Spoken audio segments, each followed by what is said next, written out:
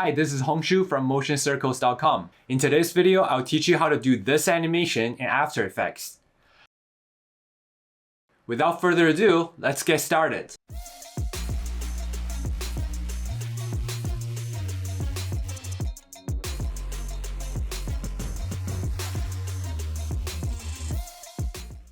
I already have my subscribe design in Illustrator. This is going to be serving as a guideline for our design. And we're going to go back to After Effects to start creating this design inside After Effects. Let's create a composition. Name this one to main comp. Change the dimension to 1350 by 1080.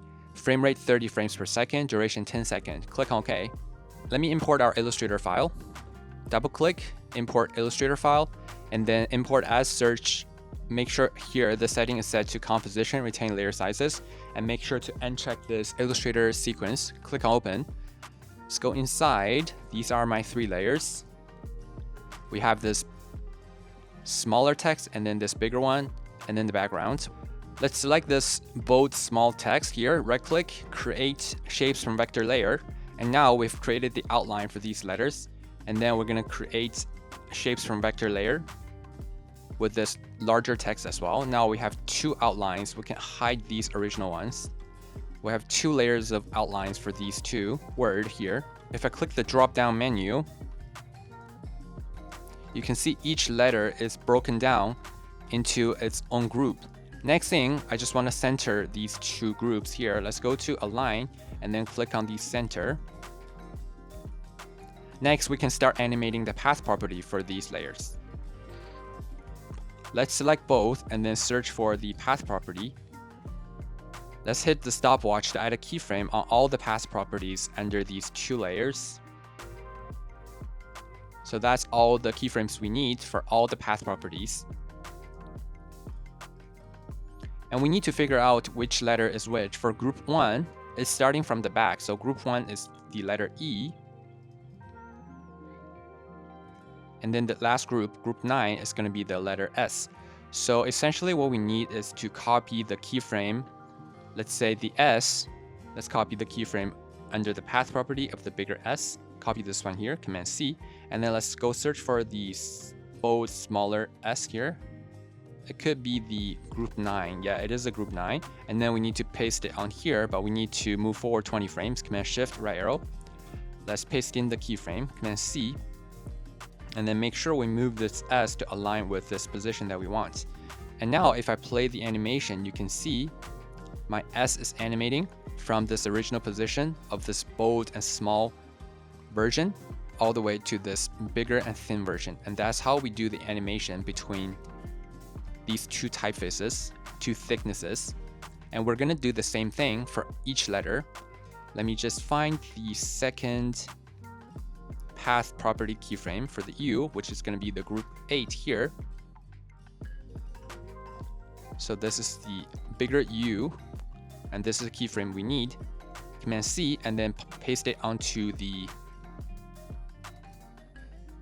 path property under group 8. Command V.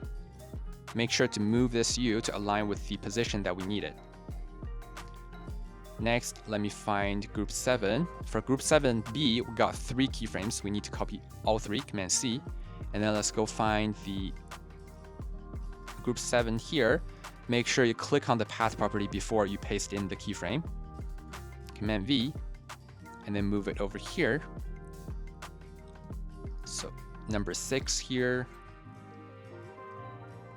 Paste it in here. Move it here. And then we're gonna have number 5, this keyframe, Command C. Go in here, Command V, move it over here. And then for the B, it's gonna be group 4, Command C. Paste it in under group 4. Move it over here, that's good. It's group 3 here, Command C. Paste it in. Paste it in. Move it here. And then the last 2 groups, which is group 2. We got 3 keyframes on group 2.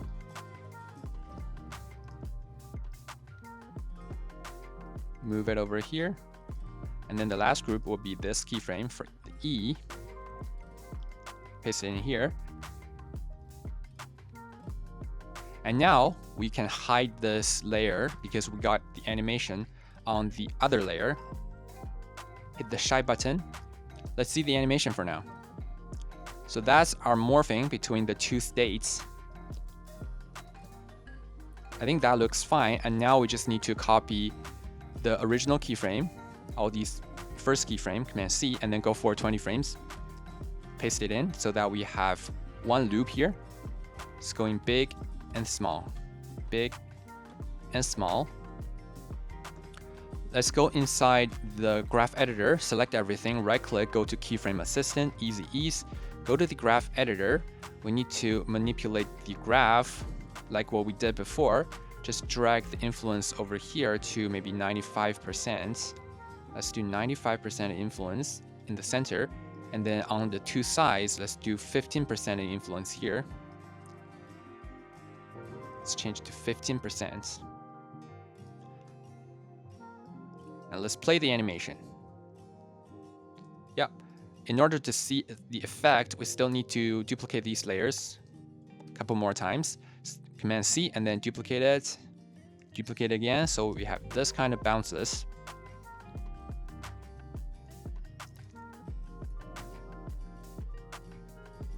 Before we continue, make sure to like this video and subscribe to the channel. We will publish new content every week. Click the subscribe button to level up your animation skills and get inspired with great animation every week. You can also join our exclusive community to hang out with motion designers to grow together.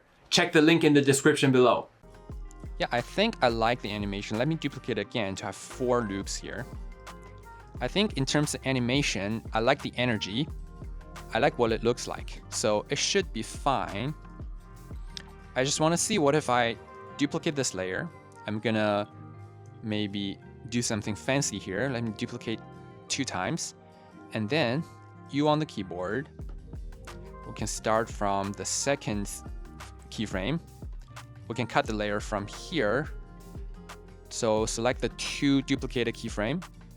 Option left square bracket to cut it here. And then we're gonna move the starting position of the 2 new layers over here.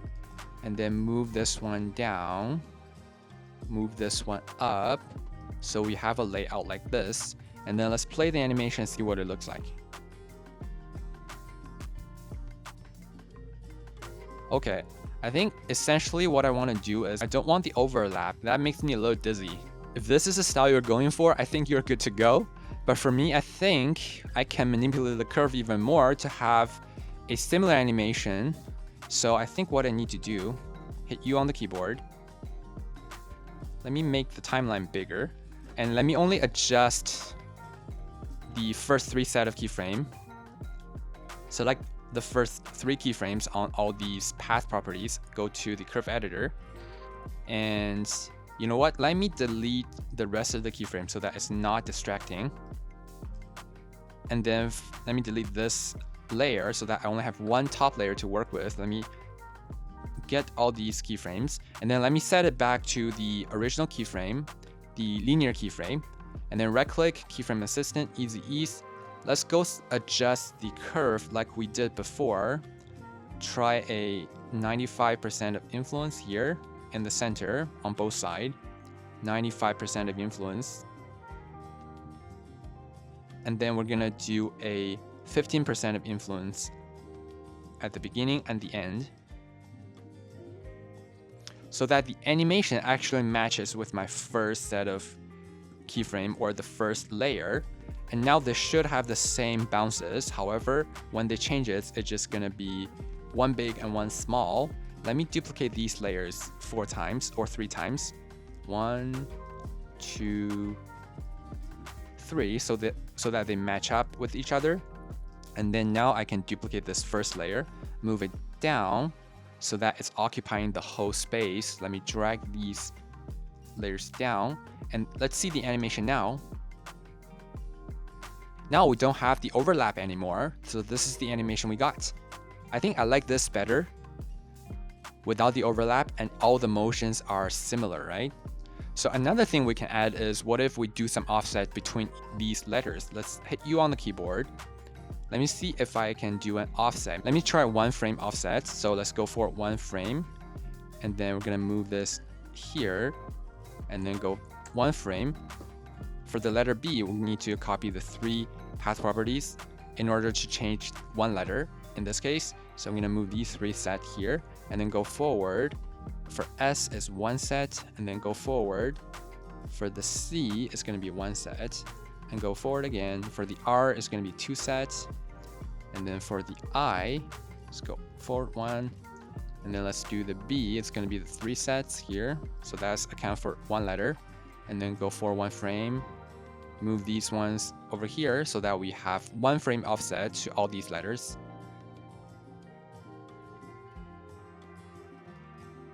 I think that looks pretty good. Now we just need to do an offset for the top layer over here. Hit U on the keyboard. Let's do the same offsets. Go start with the first letter S here and then go forward 1 frame. Move these keyframes further.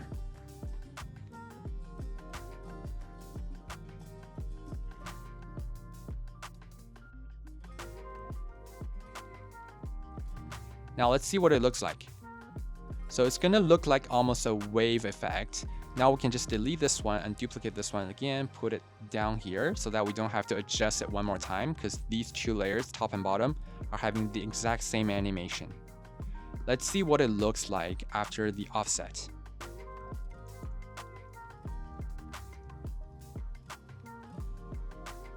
Yeah, I think I like it better. It just feels very smooth and there's a rhythm to it. I think I like how it looks. So let's do that and then save the project. Let's combine the 3 layers into 1 composition. Command-Shift-C. Name this one Subscribe Animation. Now before we finish, we have a couple more styles that we can add. Let's duplicate this layer 1 time. And then on the second layer, let's go to find Hue Saturation Effects. For this one, if we offset it by 1 frame, just move this frame 1 frame forward. We can change the master hue and get it a different color that's going behind our original layer.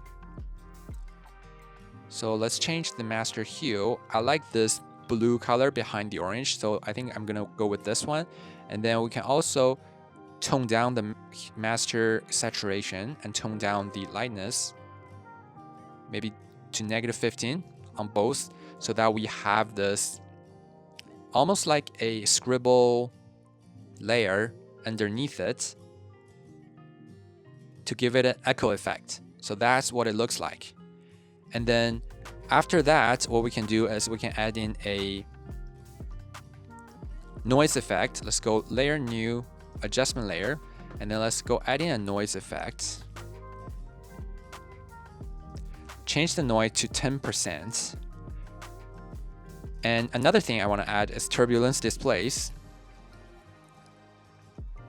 Now you can see everything is distorted. However, we want to change the amount to maybe 20. And then we can change the size down to 5. If I zoom in, you can see there's some roughened edges that goes around each letter to make this whole scene look like a scribble effect.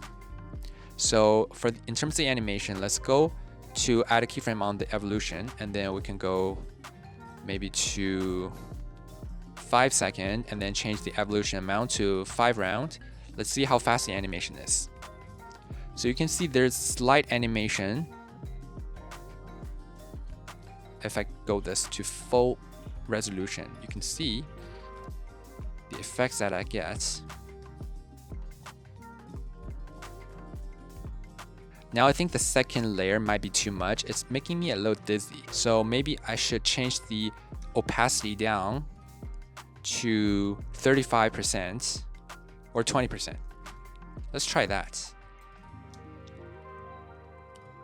Well, it's an option for you. You don't have to turn it on. I think it might be too much. So if you don't like it, we can just hide this layer. Now this is the animation after we added in the animated turbulence displays. I think I like how it looks like. Now we just need to add in a animated texture. to complete this animation. Now I just dropped in my texture from online. Let's put the texture in. Let's make this texture bigger to cover the whole thing. And then, first of all, it's in white color, so we need to invert the color. Let's search for inverts so that it's becoming a black color. Now let's animate the rotation property of this texture. Hit R on the keyboard. We're gonna do 1 keyframe at the start and then go forward 5 frames. 1, 2, 3, 4, 5. We can animate this rotation here. Make sure it's big enough to cover the whole canvas. And then gonna do another rotation. Just make it as random as possible. For every 5 frames, we're gonna have 1 round.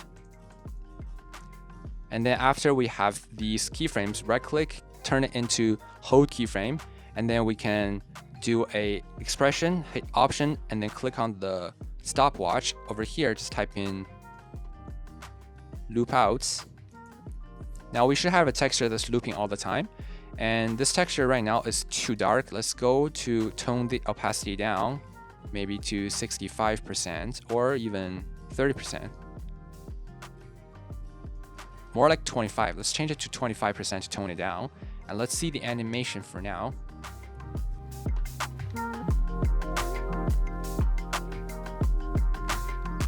That's it with this video. Hope you liked it and learned a couple tips and tricks for our next project. Let me know if this video is helpful in the comments down below and what other videos or tutorials you'd like to see on this channel. I love to hear your feedback. Don't forget to join our exclusive Discord community to hang out with fellow designers, stay on top of industry trends, and grow together. Thank you so much for watching this video. I'll see you in the next one.